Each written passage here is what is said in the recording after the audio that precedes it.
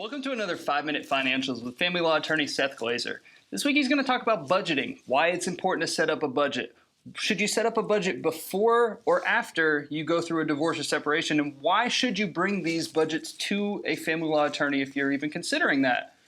We'll go ahead and listen to Seth and see what he has to say about it.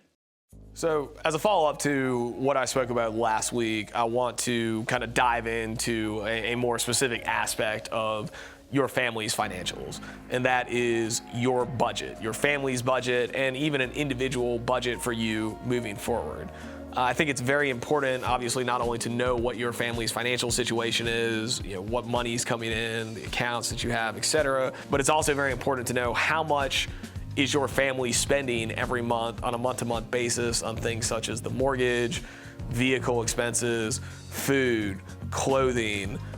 frankly, anything that your family spends as a matter of course in an ongoing basis. And that's going to include the regular items like I just talked about and extra spending, vacations, fun things, activities. All of that information is helpful for me to know. And one of the things that I would certainly suggest you doing if you're going through a separation and divorce is putting together a budget for yourself. Putting together a budget of, all right, based on the circumstances that we're living in right now,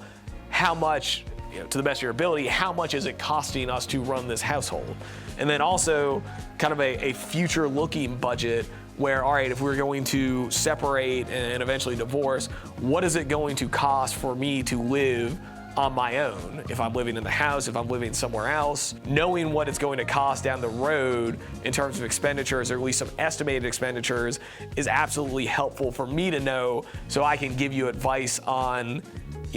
how much money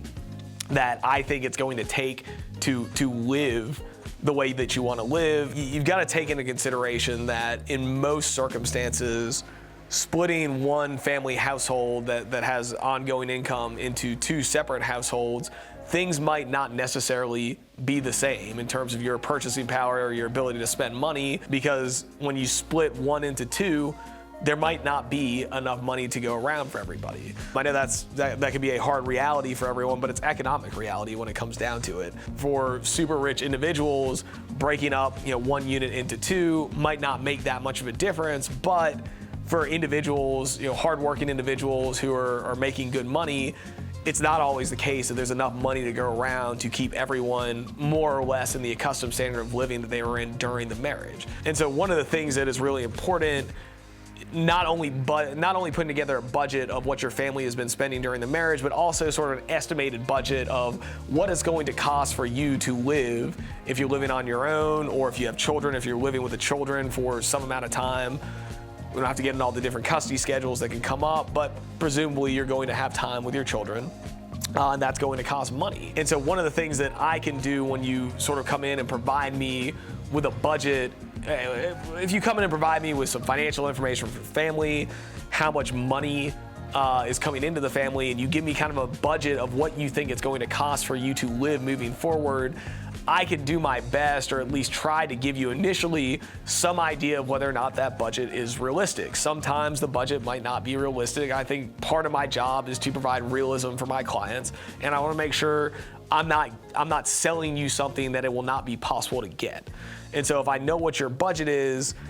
and I know what the financial situation of the family is, it's a lot easier for me to give you some peace of mind as to what you might expect by way of child support moving forward, what you might expect by way of alimony moving forward, or the inverse, if you might be the individual who's going to be paying out child support or alimony, how much money you might be paying out for child support and alimony based on the information that you provide me. Knowing that information, like I said, is going to give you some peace of mind, and it's also kind of going to frame, all right, is what you're looking for too much? Is it unrealistic? Or is it a reasonable request and something that I think I can help you get? And in talking about the budget, again, back to kind of the economic reality,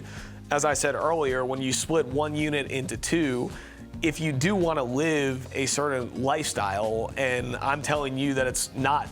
really going to be possible based on the amount of money that the family is earning to live that lifestyle, it will also kind of inform you that you might need to refresh that resume. You might need to go out and look for jobs or look for something to supplement your income so you can live the way that you want to live. You know, as much as I'd like to think that I'm a miracle worker and can make money appear out of nowhere, that's just not how it works. And so having kind of a framework after you meet with me of what you need to do to make sure that you're financially secure is very important. You providing me with a budget or at least an estimate of expenses and expenditures that you think you're going to have to make or pay to make things work is going to help me inform you of whether or not I think it's a good idea that you go out and get work.